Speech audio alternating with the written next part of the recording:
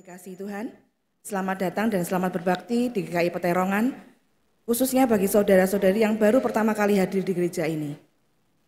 Sebelum mulai kebaktian, ada beberapa hal yang perlu diperhatikan. Yang pertama, anggota jemaat diundang untuk hadir dalam ibadah Rabu Abu pada Rabu 26 Februari 2020 pukul 18.30. Pembicara, Pendeta Helen Aramada Setioputri. Yang kedua, Komisi Dewasa mengundang anggota jemaat untuk hadir dalam persekutuan dengan tema Hidden Trauma pada Jumat 28 Februari 2020 pukul 18.30. Pembicara, Bapak Kuriake Karismawan dan Pendeta Helen Aramada Setioputri. Mari jemaat, kita akan bersama-sama bangkit berdiri memulai kebaktian ini.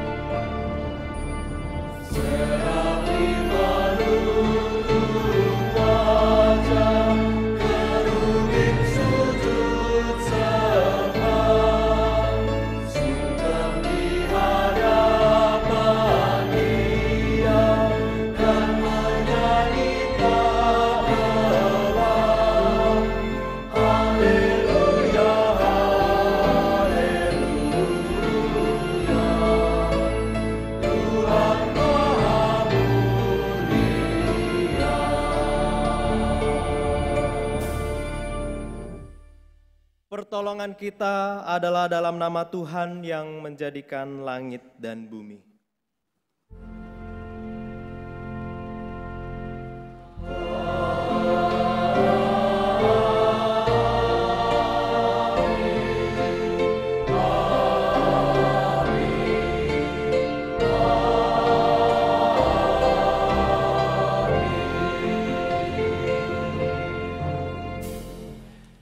Tuhan besertamu dan besertamu juga.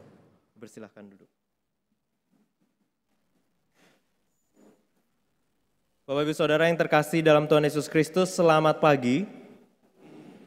Kita bersyukur hari ini kita dapat bersama-sama berkumpul kembali, beribadah bersama, dan tidak terasa kita sudah mencapai di minggu terakhir dari minggu biasa, yaitu minggu transfigurasi. Minggu depan kita memasuki masa raya Paskah, diawali dengan Rabu Abu dan minggu-minggu Prapaskah.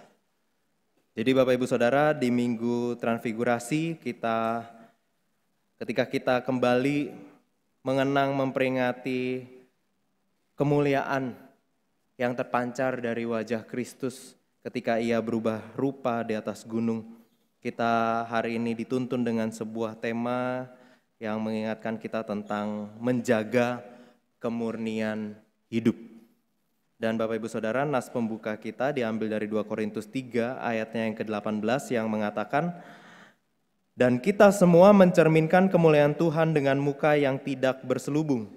Dan karena kemuliaan itu datangnya dari Tuhan yang adalah Roh, maka kita diubah menjadi serupa dengan gambarnya dalam kemuliaan yang semakin besar. Mari kita bersama tundukkan kepala kita, masing-masing kita diberi kesempatan untuk mengaku dosa secara pribadi, dan nanti kita akan tutup dalam doa bersama. Mari kita berdoa.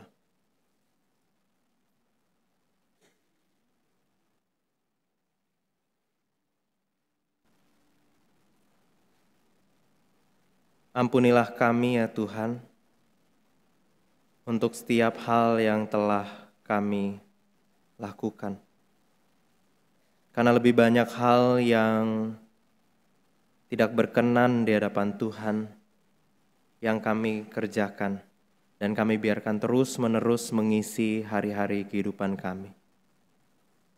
Terimalah ya Tuhan penyesalan kami, dan di hadapan-Mu yang maha mulia, kami tersungkur, membawa sesal dan malu kami. Tahirkanlah kami kembali, ampunilah kami, supaya kami dapat terus menjalani hidup ini di bawah kasih karunia Tuhan, dan terus menjaganya dalam kemurnian. Di dalam nama Tuhan Yesus kami berdoa. Amin.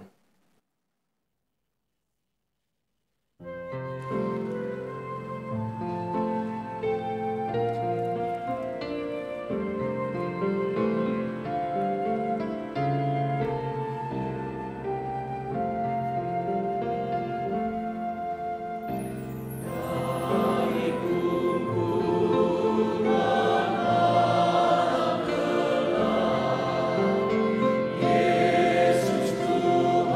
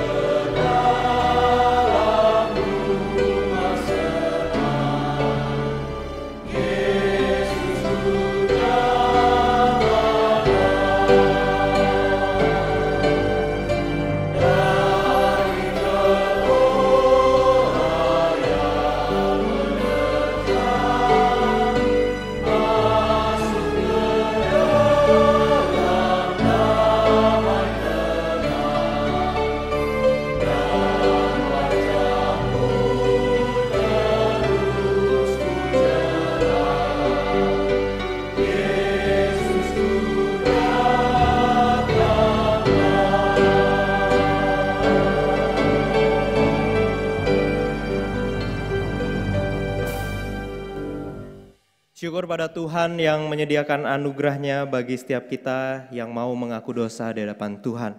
Seperti yang saya akan bacakan berita anugerah-Nya dari 1 Korintus 15 ayatnya yang ke-57 sampai 58.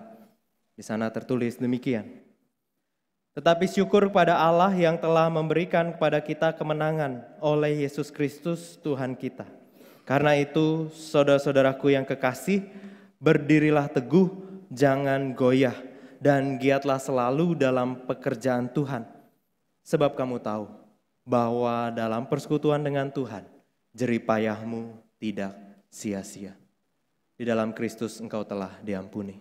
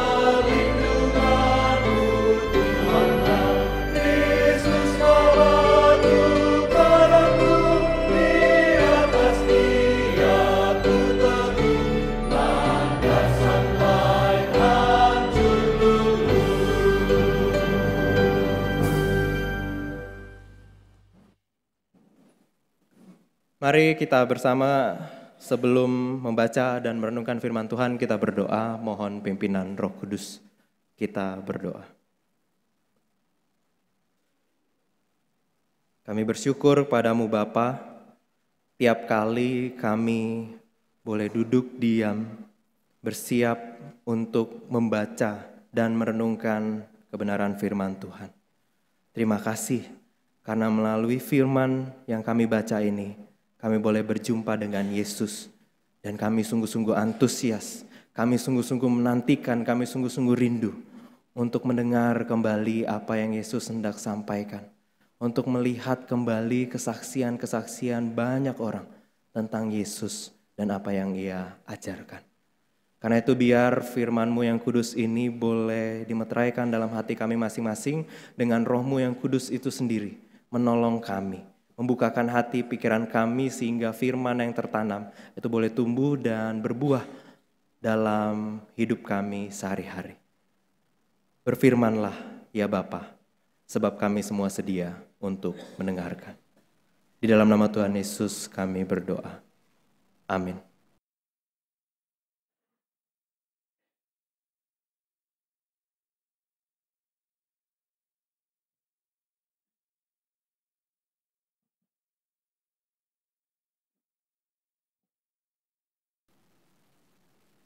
Jemaat yang terkasih, bacaan firman diambil dari 2 Timotius 3 ayat 1 sampai 15. 2 Timotius 3 ayat 1 sampai 15. Dalam perikop ini, Rasul Paulus mengingatkan Timotius untuk tetap setia kepada Kristus dan berpegang teguh pada kebenaran firman Tuhan, meskipun berada di tengah masa kesukaran dan keruntuhan moral. Berkat keselamatan tersedia bagi mereka yang setia kepada Kristus dan firman-Nya. Beginilah firman Tuhan. Ketahuilah bahwa pada hari-hari terakhir akan datang masa yang sukar. Manusia akan mencintai dirinya sendiri dan menjadi hamba uang. Mereka akan membual dan menyombongkan diri. Mereka akan menjadi pemfitnah. Mereka akan berontak terhadap orang tua dan tidak tahu berterima kasih, tidak mempedulikan agama, tidak tahu mengasihi, tidak mau berdamai, suka menjelekkan orang, tidak dapat mengekang diri, garang, tidak suka yang baik, suka mengkhianat, tidak berpikir panjang, berlagak tahu, lebih menuruti hawa nafsu daripada menuruti Allah. Secara lahiriah, mereka menjalankan ibadah mereka, tetapi pada hakikatnya mereka memungkiri kekuatannya. Jauhilah mereka itu. Sebab di antara mereka terdapat orang-orang yang menyelundup ke rumah orang lain dan menjerat perempuan-perempuan lemah yang syarat dengan dosa dan dikuasai oleh berbagai-bagai nafsu, yang walaupun selalu ingin diajar, namun tidak pernah dapat mengenal kebenaran. Sama seperti Yanes dan Yambres menentang Musa, demikian juga mereka menentang kebenaran. Akal mereka bobrok dan iman mereka tidak tahan uji. Tetapi sudah pasti mereka tidak akan lebih maju, karena sama seperti dalam hal Yanes dan Yambres, kebodohan mereka pun akan nyata bagi semua orang. Tetapi engkau telah mengikuti ajaranku, cara hidupku, pendirianku, imanku, kesabaranku, kasihku, dan ketekunanku. Engkau telah ikut menderita penganiayaan dan sengsara, seperti yang telah kuderita di Antiokhia dan di Ikonium dan di Listra. Semua penganiayaan itu kuderita dan Tuhan telah melepaskan aku daripadanya. Memang setiap orang yang mau hidup beribadah di dalam Kristus Yesus akan menderita aniaya. Sedangkan orang jahat dan penipu akan bertambah jahat. Mereka menyesatkan dan disesatkan. Tetapi hendaklah engkau tetap berpegang pada kebenaran yang telah engkau terima dan engkau yakini, dengan selalu mengingat orang yang telah mengajarkannya kepadamu. Ingatlah juga bahwa dari kecil engkau sudah mengenal kitab suci yang dapat memberi hikmat kepadamu dan menuntun engkau kepada keselamatan oleh iman kepada Kristus Yesus. Demikianlah firman Tuhan.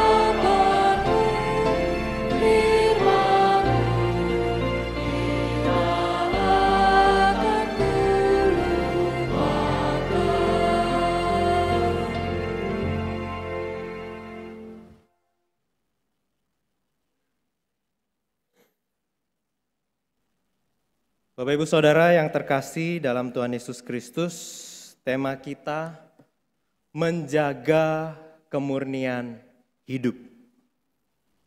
Dan kadang sebelum kita lebih jauh membicarakan tentang menjaga kemurnian hidup, mungkin ada baiknya kita mengerti dulu tentang perihal menjaga.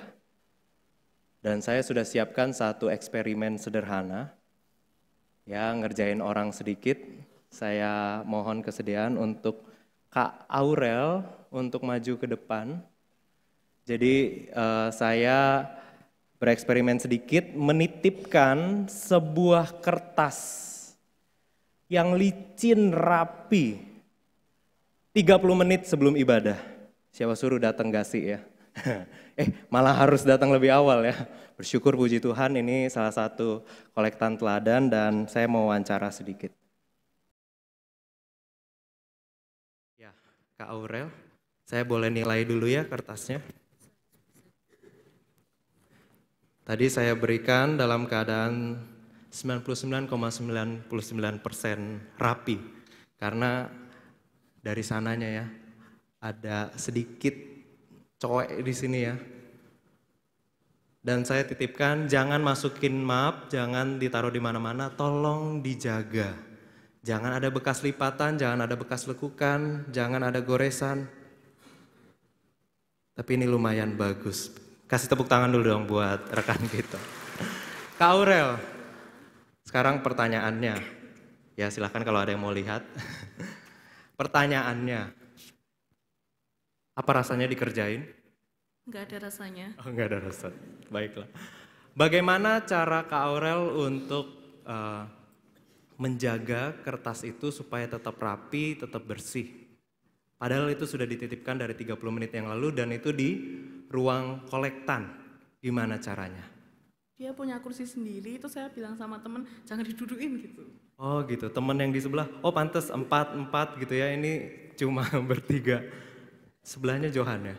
Iya. Ya, jadi disuruh Johan jangan deket-deket gitu ya? Yang cewek. Oh yang cewek, nggak berani sama Johan ya? Jadi, oh Johan telat, wah ketahuan deh. Jadi diberi ruang, diberi kursi sendiri, nggak boleh ada yang dudukin, nggak boleh ada yang deket-deket gitu ya, betul? Betul. Ada tips yang lain? Enggak ada. Oke, terima kasih. Silahkan duduk kembali. Ya, Bapak Ibu Saudara melihat ada sesuatu, ada yang ditemukan dari eksperimen sederhana tentang jaga-menjaga. Sekali lagi terima kasih Kak Aurel sudah bersedia dikerjain. Ya, bagaimana cara menjaga kertas ini supaya tetap rapi, bersih, tidak ada noda, tidak ada bekas lipatan dan lain sebagainya. Caranya adalah jauh-jauhkan kertas itu dari siapapun, beri dia ruang kosong, singkirkan semua orang yang coba duduk tadi ya. Jangan duduk dekat-dekat sampai di ujung adu kasihan, sekarang boleh rada mepet. Ya. Jangan dekat-dekat, jangan sentuh, jangan banyak dipegang-pegang gitu ya. Biar tetap rapi, tetap bersih, dan tidak ada noda, tidak ada celah. Nah, Bapak Ibu Saudara, itulah kalau menurut saya natur dari menjaga. Tanpa persiapan panjang, tanpa perencanaan matang, ketika kita diminta untuk menjaga sesuatu, pasti natur pertama adalah mengamankan benda itu jauh-jauh dari akses orang lain. Tempatkan dia di tempat yang tidak terjangkau. Berikan dia ruang khusus, pisahkan dari yang lain, dan kalau bisa jangan dipegang-pegang. Itu sama seperti bagaimana cara menjaga barang yang baru dibeli supaya nggak cepat rusak. Caranya adalah jangan dipakai gitu ya, biarkan itu jadi pajangan di lemari. Tapi akhirnya 10 tahun kemudian rusak sendiri. Nah Bapak Ibu Saudara, akhirnya kalau kita diajak untuk merenungkan bagaimana caranya menjaga kemurnian hidup. Tanpa perenungan akan firman Tuhan yang mendalam, tanpa perencanaan yang baik, kita kemudian akan jatuh pada perilaku-perilaku yang seperti ini. Mengasingkan diri. Dan kita tahu ada beberapa aliran kepercayaan, agama yang berpikir bahwa cara satu-satunya untuk menjaga kemurnian hidup adalah pisahkan dirimu dari dunia, dari lingkungan. Pergi ke suatu tempat di gunung di mana yang sepi sunyi, tinggal di sana. Aman, gak ada godaan di sana ya. Dan ini ternyata bukan di agama lain saja, sebenarnya di Kristen juga. Saya pernah mendengar dulu ada yang bilang pisahkan diri dari banyak hal. Supaya kita bisa tetap suci, kudus, murni. Lalu berikutnya, tolaklah perubahan. Bagaimana caranya untuk menjaga kemurnian ajaran? Ya jangan diubah-ubah. Kenapa sih harus diubah sesuatu yang baik? Kenapa sih harus diganti-ganti? Nanti nggak murni lagi.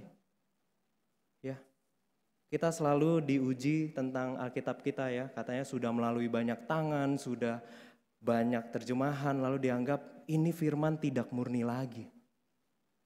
Ketika kita di tempat kerja, di gereja ada suatu pakem yang harus dipegang terus. Dan beberapa orang menganggap, aduh kalau ada perubahan berarti ajaran ini jadi tidak murni lagi. Apa yang sudah diwariskan ini akhirnya jadi berubah-ubah dan pasti jelek. Jadi akhirnya kita jatuh pada menolak perubahan. Karena perubahan akhirnya membuat segala sesuatu jadi lebih buruk dari sebelumnya. Lalu kemudian ada yang jatuh pada menutup mata dan telinga rapat-rapat.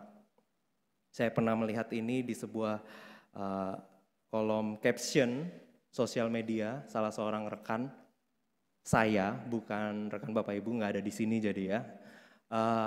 Dia mengatakan mungkin saatnya sekarang saya menutup mata dan telinga rapat-rapat dan dia berikan kata-kata yang indah. Karena saya mau terus pegang prinsip saya. Saya nggak mau digoyang, saya nggak mau jadi bimbang, jadi goyah. Saya mau tetap murni, caranya adalah tutup mata dan telinga rapat-rapat. Tapi saya kemudian jadi khawatir. Takutnya justru nasihat baik juga nggak masuk. Dan terakhir, bersih-bersih tiap kali kotor. Jadi bagaimana caranya untuk tetap murni dalam hidup ini? Ya tiap kali melakukan hal yang kotor, tiap kali melakukan dosa, tiap kali melakukan hal yang tidak berkenan, cepatlah bersih-bersih. Kembali datang ke gereja, doa sungguh-sungguh sampai benar-benar seperti tidak memijak di bumi lagi dan kemudian dari situ setelah menjalankan semua ritual baru merasa bersih lagi. Tapi nanti akan berbuat kotor lagi. Nah, Bapak Ibu Saudara, akhirnya pertanyaan kita bagaimana sih sebenarnya cara untuk menjaga kemurnian hidup? Karena akhirnya dengan natur menjaga kita memilih untuk memutuskan diri dari banyak hal. Kita memilih untuk menutup mata, telinga rapat-rapat, kita menolak perubahan dan kita akhirnya memilih untuk ya sudah tiap kali kotor saya bersihkan, tiap kotor saya bersihkan. Tapi apa yang sebenarnya harus kita kerjakan? Bapak Ibu Saudara, bacaan Alkitab kita dari 2 Timotius 3, ayat pertama sampai 15 ini sebenarnya bagian dari sebuah surat yang ditulis oleh Rasul Paulus kepada anak rohaninya yang kita ketahui bernama Timotius.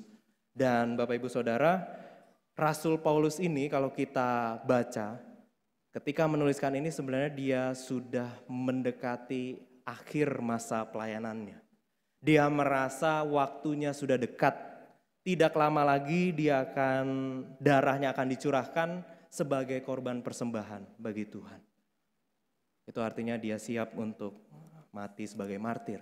Dan karena dia sudah mencapai di akhir masa pelayanannya, dia kemudian menyampaikan nasihat-nasihat kepada Timotius, anak rohaninya yang baru memulai masa pelayanan di sebuah jemaat di mana dia ditempatkan. Dan menurut Paulus, Timotius ini adalah seorang muda, seorang yang baru, dan dia perlu diingatkan akan beberapa hal terkait pelayanannya itu. Dan salah satunya adalah tentang orang-orang yang akan dihadapi oleh Timotius itu sendiri. Baik di dalam jemaatnya maupun yang di sekitar jemaatnya.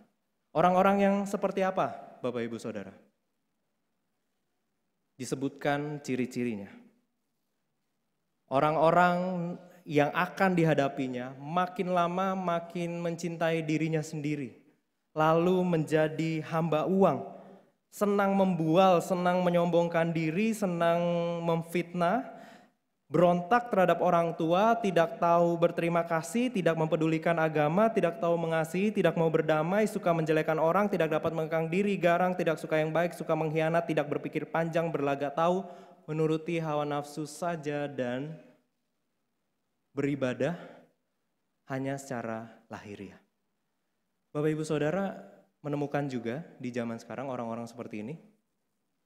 Kok bisa ya? Prediksi Paulus ini sudah berapa ribu tahun yang lalu, tapi ternyata masih relevan sampai sekarang.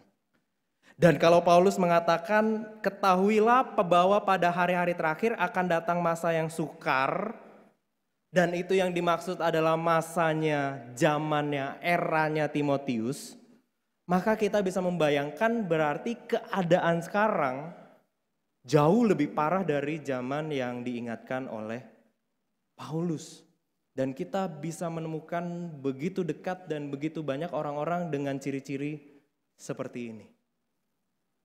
Dan karena itu Paulus harus mengingatkan kepada Timotius satu hal yang penting terkait dengan pelayanannya. Yaitu tetaplah jaga kemurnian diri. Nah, tapi sampai di sini kena kata menjaga itu harus hati-hati. Karena ketika dibilang menjaga, seperti yang tadi kita coba di eksperimen, akhirnya dengan mudah yang dilakukan adalah ya sudah memutuskan hubungan dengan banyak hal. Mengasingkan diri, menutup koneksi dan lain sebagainya. Biar apa? Biar tidak tercemar. Bagaimana cara menjaga kertas supaya bersih? Ya jangan dikenakan hal-hal yang lain. Biarkan dia sendiri. Nah Bapak Ibu Saudara, karena itu pesan firman Tuhan hari ini, kita harus lihat secara paradoks. Dua hal yang mungkin bertentangan tapi harus mau tidak mau dilakukan bersamaan dalam ketegangan tertentu. Kita lihat satu persatu. Yang pertama adalah jauhilah tanpa menjauhi. Paulus dengan tegas mengatakan di ayatnya yang ke-5, di bagian akhir setelah dia menyebutkan banyak ciri-ciri orang-orang yang tidak benar, lalu dikatakan oleh Paulus, jauhilah mereka itu. Kenapa harus menjauhi? Karena memang kita seringnya lebih mudah tergoda daripada memberikan dampak positif kepada orang-orang di sekitar kita. Kita harus mampu mengukur diri sendiri apakah saya siap untuk menghadapi orang-orang seperti ini dengan akhirnya memberi dampak baik dan mengubahkan keadaan di sekitar, atau sebenarnya saya masih belum bisa. Karena kalau nanti saya terjun ke sana, akhirnya malah saya yang tergoda. Karena itu perintah untuk jauhilah mereka itu sama seperti janganlah membawa kami ke dalam pencobaan. Jadi Tuhan tolong jangan cobai saya. Dan karena itu kita semua tolong jangan mencobai diri sendiri. Tapi kita sering ya, paling sederhana adalah ketika kita bertemu dengan jeroan. Bertemu dengan makanan-makanan yang kita tahu sebenarnya kita nggak boleh sentuh, nggak boleh makan. Tapi apa daya, selalu kita bilang, roh memang penurut. Tapi lidah lemah. Bapak Ibu Saudara tahu ya, jenis usaha yang paling laku sekarang apa ya? Makanan, minuman. Ya, lidah ini lemah sekali, tahu sih nggak boleh. Tapi tahu ya, proses dosa itu masuknya dengan sedikit, sedikit, sedikit. Cuma sedikit kok. Baru kali ini kok udah seminggu saya nggak makan. Seminggunya itu hitungannya maksudnya sekarang hari Minggu, kemarin Sabtu baru makan. Ini awal minggu yang baru gitu. Nanti 6 hari ke depan saya nggak makan. Bapak Ibu Saudara, sudah tahu kita mudah tergoda, tapi kemudian kita membiarkan diri jatuh dalam pencobaan. Nah, nasihat Paulus jelas katakan jauhilah mereka itu. Dan tapi Bapak Ibu Saudara, kita harus sadar bahwa godaan tidak melulu berbentuk hal-hal yang menarik. Ya. Untuk hal-hal yang jasmani, yang menarik hati, yang kita nggak boleh lakukan tapi kita ingin, kita masih bisa bilang udah sabar, tahan diri. Amankan dompet ya. Dompet kasih ke orang lain supaya mau beli tapi mesti minta dulu. Gitu. Kita masih mudah untuk menghadapi godaan yang berbentuk hal-hal yang menarik. Tapi Bapak Ibu Saudara, bagaimana kalau godaan itu adalah hal-hal yang kita benci? Seringkali malah kita sulit untuk menolaknya. Bapak Ibu Saudara, ciri-ciri orang yang tadi disebutkan oleh Paulus, mencintai diri sendiri, menjadi hamba uang, membual, menyombongkan diri, pemfitnah, berontak, tidak tahu terima kasih. Kita senang atau kita nggak suka dengan orang seperti itu? Pasti nggak suka. Kita nggak suka kalau ada orang yang garang kepada kita, ngomong baik-baik tapi tiba-tiba balasannya nadanya tinggi. Kita nggak suka kalau difitnah. Kita nggak suka kalau ada orang yang berkhianat dengan kita, orang yang nggak mikir panjang, ceplas-ceplos, orang yang kita udah berbuat baik dan dia nggak tahu berterima kasih. Kita nggak suka semua itu. Tapi tahukah Bapak Ibu Saudara, justru itu yang sering membuat kita mudah tertular. Ketika kita nggak suka dengan orang itu, kita menerima itu, tanpa sadar diri kita belajar, Bapak Ibu. Kita diomelin dengan orang, dimaki-maki dengan orang, kita bilang, aduh Tuhan, semoga aku nggak seperti dia. Tapi sebenarnya di sini pahit. Dan tubuh ini belajar. Bertemu dengan seseorang yang menjengkelkan, tiba-tiba keluar. Dan di titik itu kita berpikir, kok bisa? Saya baru kemarin nggak mau jadi orang ini. Malah saya jadi seperti orang yang saya benci. Jadi Bapak Ibu Saudara sadari godaan tidak melulu hal-hal yang menarik. Tapi hal-hal yang kita benci. Makanya saya selalu takut kalau berjumpa dengan orang-orang yang menjengkelkan. Saya takut kalau harus mengalami banyak kepedihan yang dilakukan oleh orang lain terhadap saya. Bukan karena takut saya nggak bisa mengatasinya. Tapi takut saya malah jadi seperti orang itu. Karena itu Bapak Ibu Saudara, jauhilah godaannya.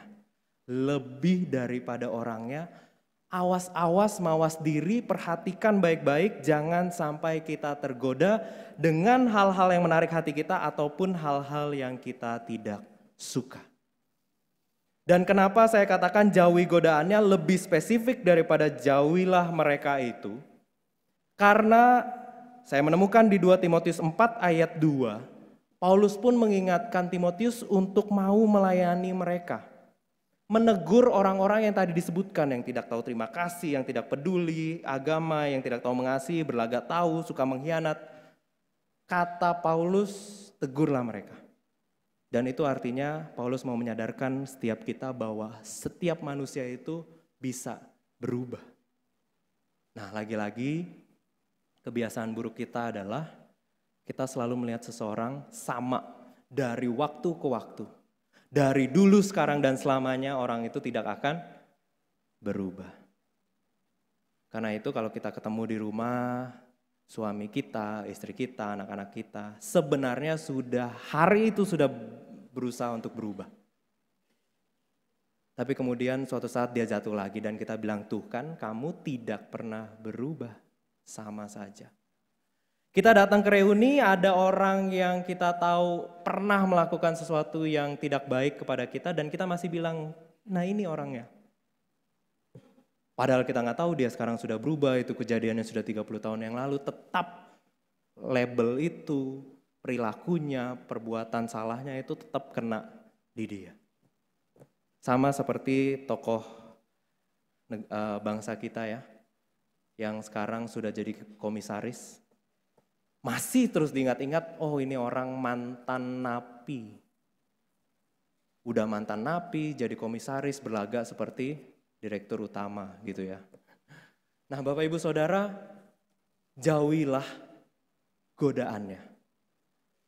Dan kalau memang kita sudah siap, jangan menjauhi orangnya. Ya sekali lagi kalau kita sudah siap, kalau belum siap, ya jaga jarak. Tetapi yang pasti jangan sampai kita putuskan hubungan dengan mereka karena kalau tidak kita tidak punya kesempatan untuk bisa melayani dan menolong mereka. Nah, Bapak Ibu Saudara, yang kedua nasihat Paulus mengatakan jangan kecil hati, tapi jangan arogan. Kenapa harus disampaikan ini? Karena Timotius dalam pelayanannya dia akan bertemu dengan orang-orang yang melakukan banyak hal yang salah ini. Dan kemudian ketika dia berusaha memperjuangkan yang benar, di tengah semua orang melakukan yang salah, suatu saat dia bisa berpikir. Dia bisa kecil hati dan dia merasa jangan-jangan aku yang salah. Karena ujian terbesar kita adalah Bapak Ibu Saudara, apa yang diyakini oleh banyak orang dan dilakukan oleh banyak orang itu adalah yang benar. Atau di sini disebut argumentum ad populum. Ketika semua orang melakukan yang sama, ketika semua orang melakukannya, akhirnya kita berpikir apa jangan-jangan itu yang benar. Dan kalau menurut teori ini bahkan gak butuh semua orang. Cukup orang-orang yang terpandang, orang-orang elit, cukup untuk membuat kita bertanya apakah yang saya pegang selama ini benar. Saya akhir-akhir ini baru dapat berita tentang larangan, bukan larangan, himbauan, perempuan kalau berenang jangan berenang campur dengan laki-laki. Nanti bisa hamil katanya. Saya baca, saya sampai cari, terus dibilang enggak. Tapi saya lihat, saya baca lagi, cari di internet itu salah besar Bapak Ibu Saudara karena ada banyak orang bisa berpendapat apapun tanpa ada dukungan ilmiah. Tapi akhirnya sampai satu titik sekarang saya berpikir, apa bisa ya? Nah Bapak Ibu Saudara yang tahu jawabannya nanti tolong cerita sama saya ya, jelaskan secara ilmiah. Karena saya sampai di satu titik akhirnya saya berpikir, jangan-jangan bisa ya. Gitu. Padahal saya tahu nggak bisa. Nah jadi tolong sadarkan saya ya nanti ya. Nah tapi lihat Bapak Ibu Saudara, ujian terbesar kita adalah ketika banyak orang, bahkan orang-orang terpandang mengatakan sesuatu, dan menganggap sesuatu itu benar, maka jadilah itu benar. Kita yang tadinya tahu dibuat jadi seakan nggak tahu. Kita sudah belajar lulusan biologi misalkan. Habis-habisan di SD itu buku biologi 1A, 1B, 1C, salah ya. 1A, 2A, 3A. Kita ikuti bersama dan akhirnya jadi seperti orang nggak belajar dan nggak tahu apa-apa. Nah karena itu jangan kecil hati. Orang boleh banyak mengatakan yang salah, tapi itu bukan menjadi kebenaran. Tetap pegang yang benar, tapi jangan jadi arogan. Enggak perlu kita membenarkan diri, enggak perlu kita meninggikan diri mengatakan kalian semua dosa, saya yang suci. Biar nanti setiap prinsip hidup kita, setiap perilaku, setiap cara hidup orang, itu pada akhirnya diuji pada waktunya sendiri dengan caranya masing-masing. Jadi biarkan saja, enggak perlu kita arogan tapi jangan kecil hati. Biarkan nanti pada waktunya kebenaran itu akan tetap muncul sendiri. Makanya kebenaran itu bagaikan singa yang mengaum. Nggak perlu kita membela, nggak perlu kita berusaha mempertahankannya, sehingga itu akan menerkam sendiri pada waktunya. Jangan kecil hati, tapi jangan arogan. Lalu kemudian nasihat yang ketiga adalah pegang. Pegang kebenaran, bukan pembenaran diri. Bapak Ibu Saudara, sejak manusia jatuh dalam dosa, manusia tidak bisa mengenal kebenaran secara utuh. Hanya melalui Yesus manusia bisa tahu apa itu kebenaran. Kenapa? Karena sejak Hawa mengambil buah pengetahuan yang baik dan yang jahat dan memakannya bersama Adam. Sejak itu manusia punya standar kebenaran sendiri. Sejak itu standar kebenaran manusia mengaburkan standar kebenaran Allah. Dan akhirnya manusia tidak tahu apa yang benar sesungguhnya. Karena itu kemudian Bapak Ibu Saudara, Paulus mengingatkan kepada Timotius tetap pegang pada kebenaran. Dari dulu kamu sudah ikut ajaranku, kata Paulus. Cara hidupku, pendirianku, imanku, kesabaranku, kasihku, ketekunanku. Lalu kemudian sudah merasakan penganiayaan, lalu juga sudah dididik dalam kitab suci, kata Paulus, pegang itu sebagai kebenaran. Dan Bapak Ibu Saudara, kitab suci yang Paulus suruh untuk Timotius tetap pegang, itu adalah kitab suci yang menuntun kepada Yesus. Dan bagi saya, kitab kita, Alkitab kita disebut kitab suci. Suci itu karena semua yang ada di dalamnya menceritakan tentang Yesus. Karena itu pegang kebenaran, bukan sebaliknya pembenaran diri. Godaan kita selalu berusaha berlindung di balik kebenaran, berusaha memakai Tuhan, memakai banyak hal untuk membenarkan diri kita. Hati-hati, banyak orang ingin dibenarkan, tapi sedikit yang mau sungguh-sungguh mencari kebenaran. Itu seperti lagu di mana? PKJ berapa ya, saya lupa. Semua orang inginkan kebenaran, berada di pihaknya. Ya, lanjutannya apa? Belum pernah dinyanyikan di sini ya? Namun sedikit yang sungguh mau berada di pihak kebenaran. Ya, terima kasih. Terima kasih rekan-rekan pemusik, mohon maaf. Kita boleh ya, dua baris yang pertama ya, coba. Ya kan, nggak bisa nyanyi tapi seneng.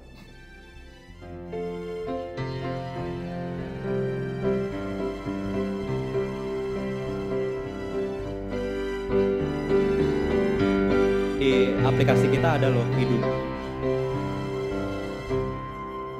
Semua orang inginkan kebenaran, berada di pihaknya.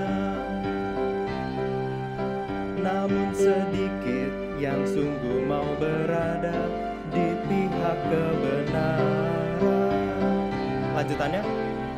Semua orang seakan-akan tampil menjunjung kebenaran. Namun sedikit yang sungguh mau berkorban membela kebenaran. Terima kasih banyak. Saya bersyukur saya dianugerahi suara yang pas-pasan supaya Bapak Ibu Saudara bisa fokus kepada kata-katanya, bukan kepada suara saya. Kalau suara saya bagus sedikit nanti terpesona. Ya, alasan aja ya. Nah, membenarkan diri ya, itu harus bertobat. Nanti saya doa lagi pengakuan dosa. Bapak Ibu Saudara, jadi kita lihat ya 3 hal ini yang menjadi nasihat Paulus dan yang harus sungguh-sungguh kita lakukan. Jauhilah godaannya dan kalau bisa jangan menjauhi orangnya. Lalu jangan kecil hati. Karena semua orang mengatakan satu hal yang benar, sepertinya benar, padahal salah. Tapi juga jangan menjadi arogan. Dan yang ketiga, peganglah kebenaran, bukan pembenaran diri. Nah, Bapak Ibu Saudara, semua ini kalau kita akhirnya bisa lakukan, kita mau lakukan ini untuk siapa? Pertanyaannya akhirnya kita menjaga kemurnian hidup kita itu untuk siapa?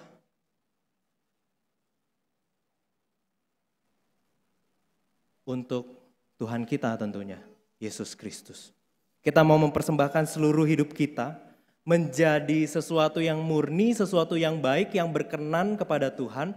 Dan karena itu Bapak Ibu Saudara, karena kita mau mempersembahkan untuk Dia, untuk Yesus. Karena itu kita juga perlu hidup menjalankan kemurnian hidup kita sesuai dengan kemurnian yang Yesus tunjukkan. Bapak Ibu Saudara, hari ini kita memperingati Minggu Transfigurasi ketika Yesus berubah rupa, berubah wajah. Dan Bapak Ibu Saudara, kalau kita renungkan, Yesus adalah sosok yang bisa tetap menjaga kemurnian hidupnya. Meski ia ada di tengah-tengah lingkungan yang tidak baik. Ia justru menjadi terang di tengah-tengah kegelapan. Dan ia tidak membatasi dirinya. Ia tidak memutuskan hubungannya dengan banyak orang. Ia tidak menjauhi orang-orang yang berdosa. Sebaliknya dia dekat, dia menjadi teman, menjadi sahabat. Supaya orang-orang itu kemudian berubah. Supaya keadaan di sekitar menjadi jauh lebih baik. Tapi apakah dengan bersentuhan dengan orang-orang berdosa, itu membuat Yesus kemudian menjadi kehilangan kemuliaannya. Membuat Yesus jadi tidak murni lagi. Karena itu peristiwa transfigurasi selalu menjadi pengingat terutama bagi murid-muridnya. Murid-muridnya yang melihat Yesus dekat, murid-muridnya yang mungkin saking akrabnya bisa nepok-nepok Yesus ya, kita bisa membayangkan ya. Karena temenan jadi wah udah akrab sekali. Yesus yang melihat, murid-murid yang melihat Yesus ngobrol dengan perempuan yang berdosa, laki-laki yang berdosa, pemungut cukai, pelacur dan lain sebagainya. Tapi Yesus tidak sedikit pun kehilangan kemuliaan Allah. Yesus tidak sedikit pun menjadi tidak murni lagi. Tapi kemurniannya itu tetap. Karena itu jangan ketika kita berusaha menjadi murni, kita memutuskan hidup dari lingkungan kita. Kita berusaha menyucikan diri dengan memisahkan dari keadaan sekitar.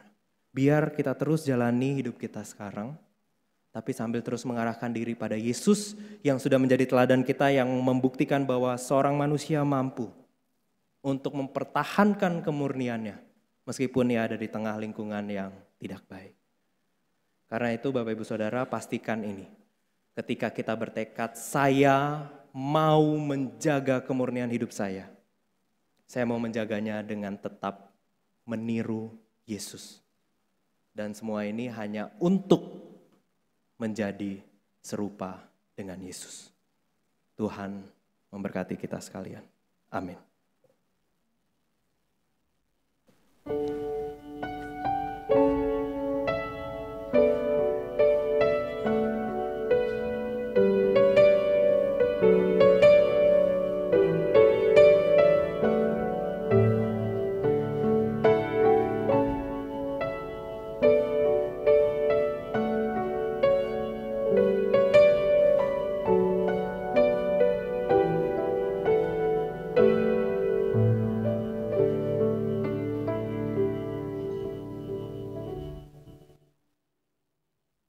Jemaat kami undang bangkit berdiri.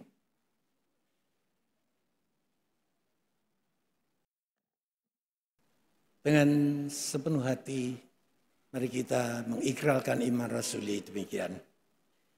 Aku percaya kepada Allah, Bapa yang Maha Kuasa, Khalik langit dan bumi, dan kepada Yesus Kristus, anaknya yang tunggal, Tuhan kita, yang dikandung dari Roh Kudus, lahir dari anak darah Maria, yang menderita sengsara di bawah pemerintahan Pontius Pilatus, disalibkan, mati dan dikuburkan, turun ke dalam kerajaan maut.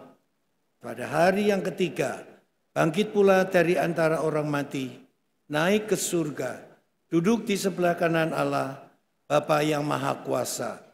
Dan dari sana ia akan datang untuk menghakimi orang yang hidup dan yang mati. Aku percaya kepada Roh Kudus, gereja yang kudus dan am, persekutuan orang kudus, pengampunan dosa, kebangkitan orang mati, dan hidup yang kekal. Amin. Silakan. Bapak Ibu Saudara, sebelum kita menaikkan doa syafaat, ada beberapa hal yang perlu kita perhatikan. Pertama-tama kita mau menyambut dulu saudara-saudari kita yang telah menyerahkan surat atestasinya dan bersedia untuk menjadi anggota jemaat GKI Peterongan telah bergabung bersama kita. Saya sebutkan namanya. Bapak Ibu Josia Suharto, berikut dengan Amanda Stefani Suharto. Jika ada hadir, silakan bangkit berdiri. Oh, enggak, tidak hadir ya. Baik, terima kasih. Nanti kalau bertemu, kapan-kapan sampaikan selamat. Lalu kemudian, saya mau mengundang Bapak Ibu Saudara yang baru pertama kali hadir beribadah di kebaktian Minggu GKI Peterongan Semarang. Saya persilahkan untuk berdiri di tempat. Silakan, yang di atas maupun yang di bawah, tolong berdiri supaya kita bisa melihat, berkenalan. Silakan berdiri di tempat. Oh iya, mohon maaf, terima kasih Bapak Ibu, selamat datang, selamat berbakti, selamat beribadah. Di atas enggak ada ya? Oke, yang di sebelah kiri dan kanannya boleh memberikan salam, menanyakan nama. Kami sungguh bersuka cita dengan kehadiran Bapak Ibu bersama-sama dengan kami saat ini. Datang lagi dalam kebaktian minggu depan, seperti yang dikatakan dalam undangan-undangan, tiada kesan tanpa kehadiran Bapak Ibu. Ya. Dipersilahkan duduk, terima kasih.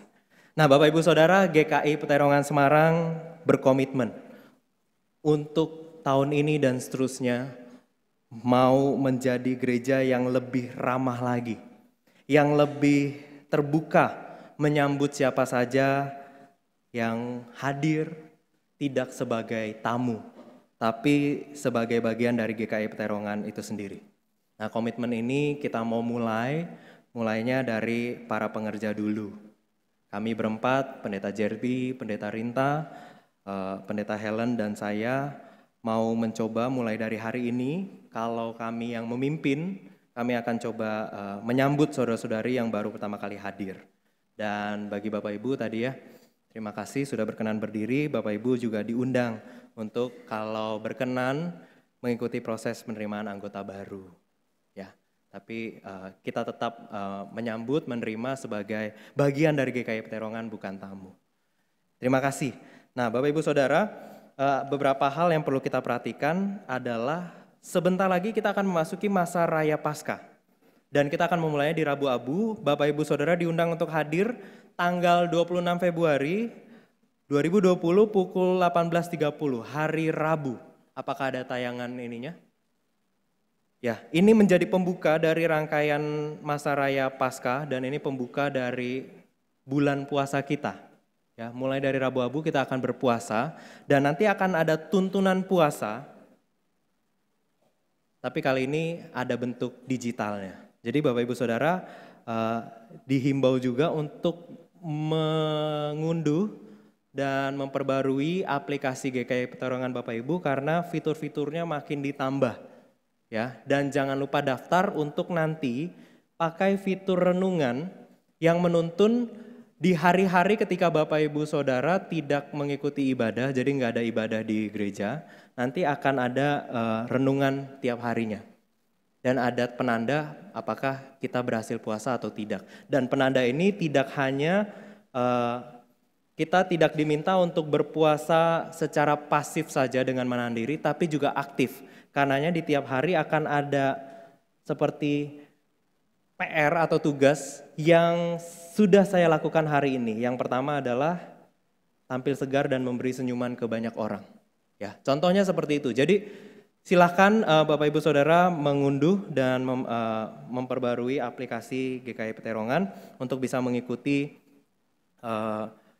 renungan Prapaskah ini dengan baik sambil berpuasa, dan bagi Bapak Ibu yang tidak bisa mengunduh disediakan cetaknya nanti di Rabu Abu.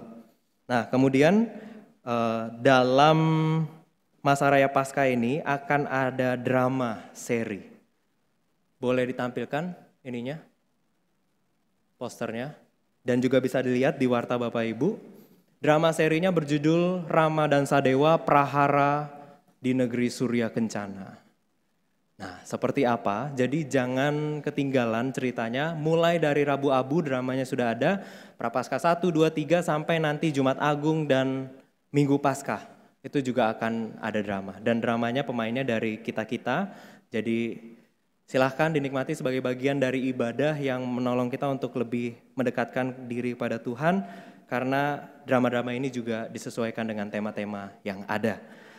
Bapak Ibu Saudara, di tiap Kamisnya selama masa raya Paskah akan ada persekutuan Kamis. 3 yang terakhir ini adalah ibadah TZ bentuknya, dan 2 yang pertama adalah ibadah puji dan doa. Bapak Ibu Saudara diundang untuk hadir dan juga mengajak rekan-rekan saudara-saudara yang lain untuk juga bisa ikut hadir bersama-sama, khususnya untuk puji dan doa.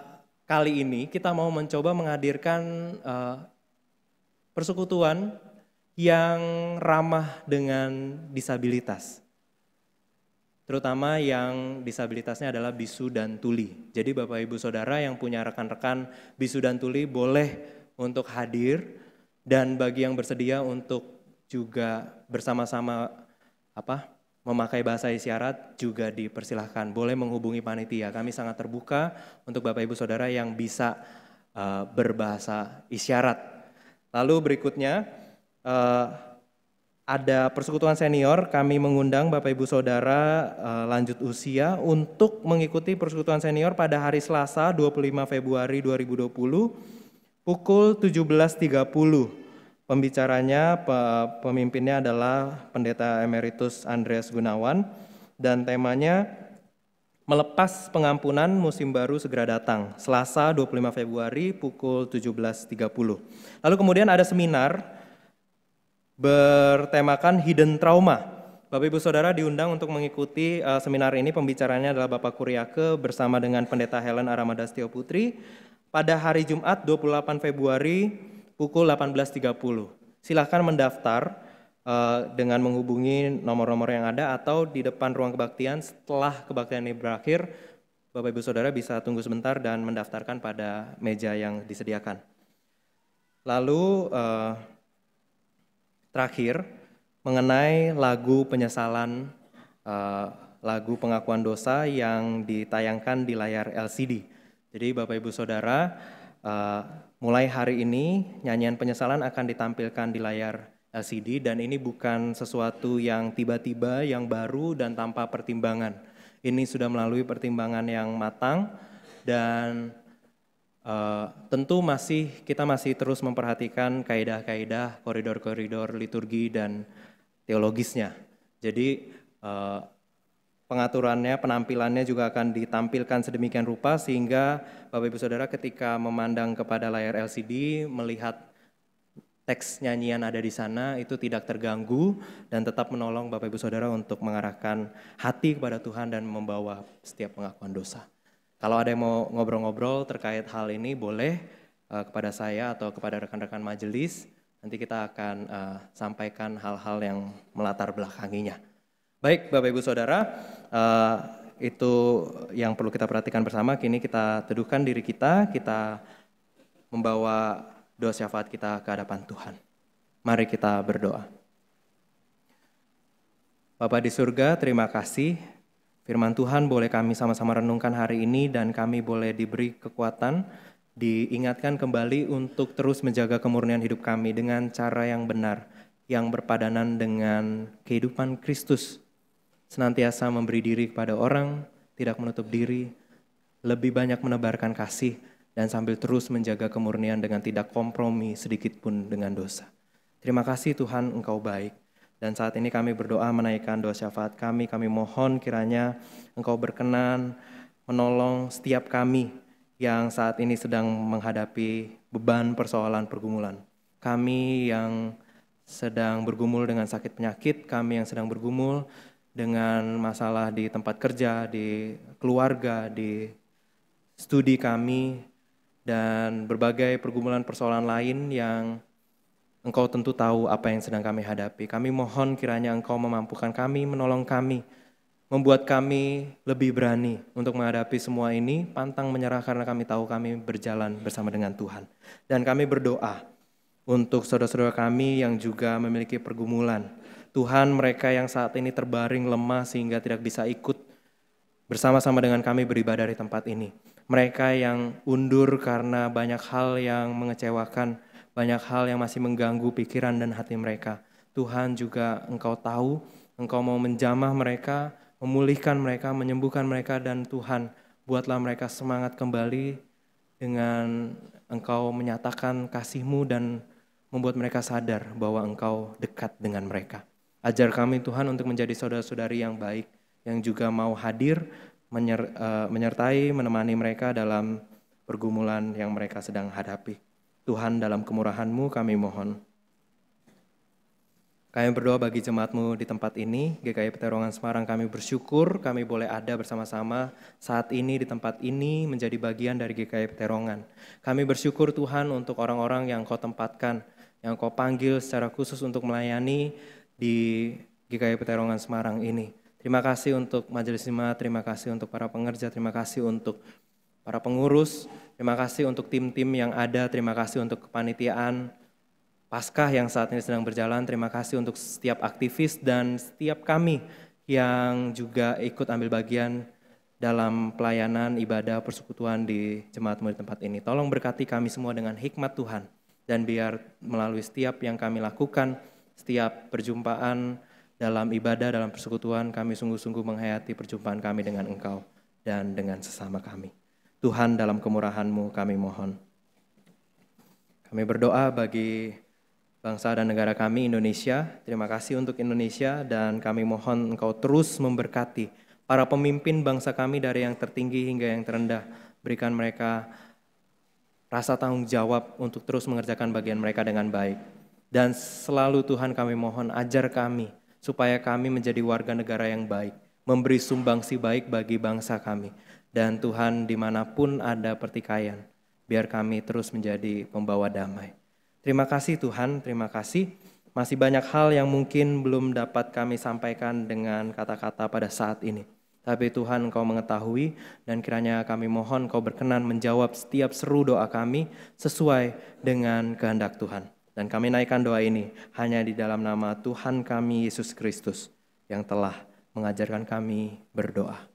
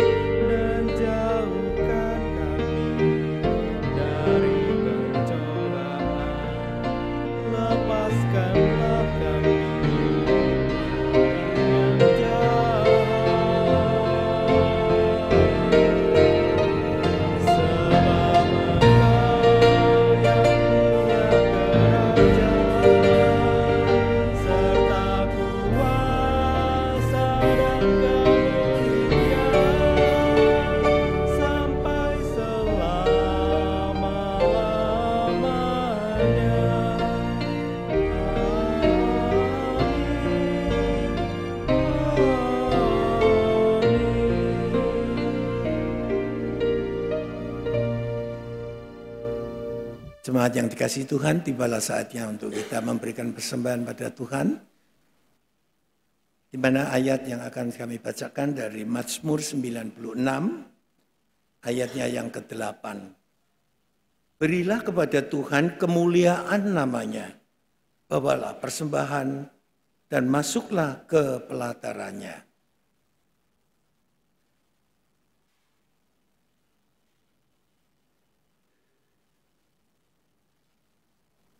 Mari kita berdoa. Bapa di dalam surga, ajar kami untuk selalu memuliakan nama-Mu, karena kami tahu Tuhan, bahwa melalui kemuliaan Tuhan telah memberkati pada kami. Sehingga pagi ini kami merasakan anugerah dan rahmat-Mu, sehingga kami pagi ini boleh berbakti kepada Tuhan, diberi kesehatan dan keselamatan. Untuk itu, terimalah persembahan kami sebagai ungkapan syukur kami kepada-Mu Tuhan. Sehingga persembahan ini juga boleh memuliakan nama-Mu, membesarkan nama-Mu melalui gereja-Mu Peterongan. Terima kasih Tuhan, hanya di dalam nama Tuhan kami Yesus Kristus, kami mohon dalam doa. Amin.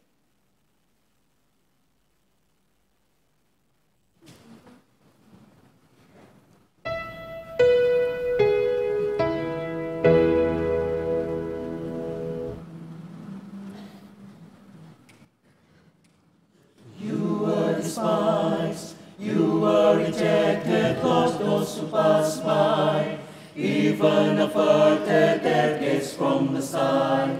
Such was the suffering you bore for us.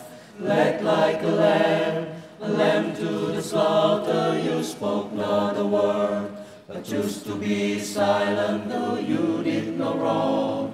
Nor was the faithfulness found in you. Yet by your wounds our salvation has come.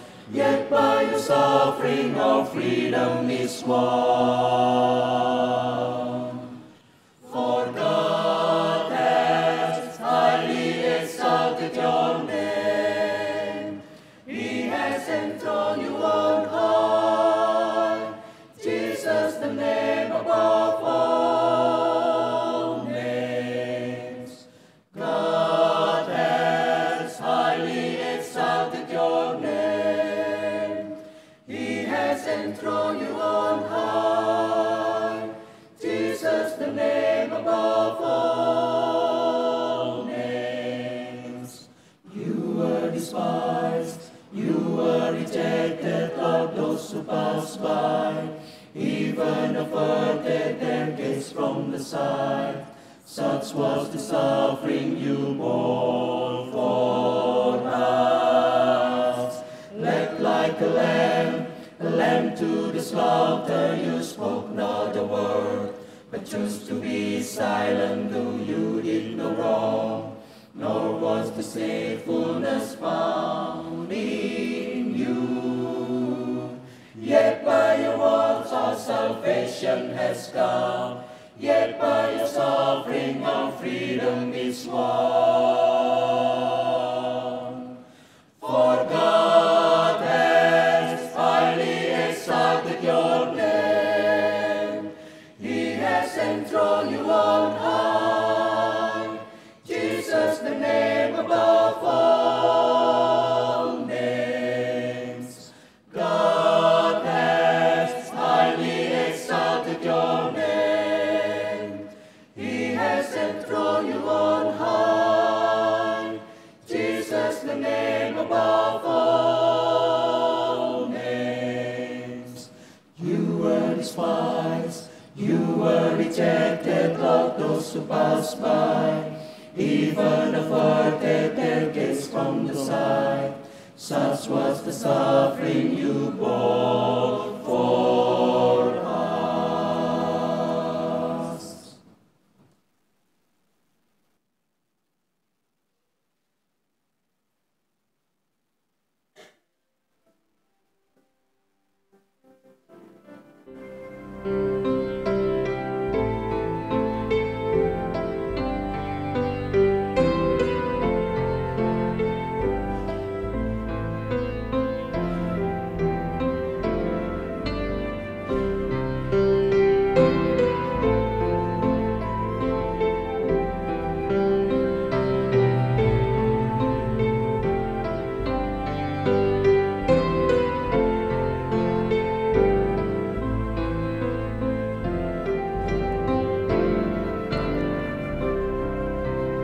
Jemaat, mari kita bangkit berdiri.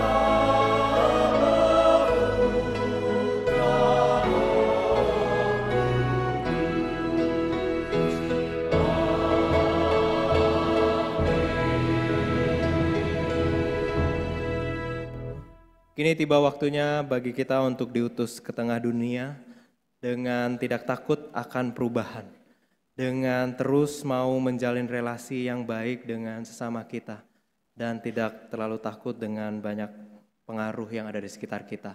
Sebaliknya, kita mau terus berpegang pada firman Tuhan, karena firman Tuhan adalah kekal dan menunjuk pada Yesus.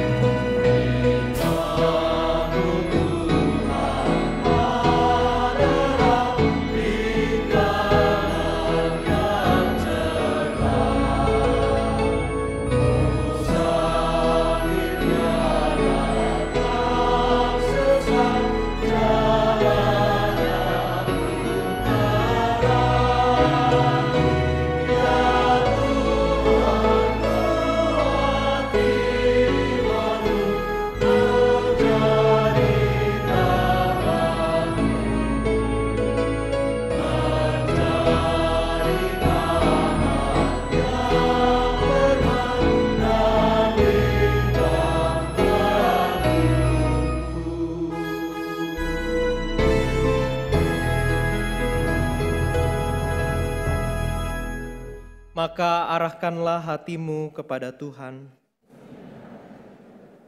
Jadilah saksi Kristus. Terpujilah Tuhan. Dan kita mohonkan berkat dari Tuhan. Tuhan memberkati kita dan melindungi kita. Tuhan menyinari kita dengan wajah-Nya dan memberi kita kasih karunia. Tuhan menghadapkan wajah-Nya kepada kita dan memberi kita damai sejahtera. Amin.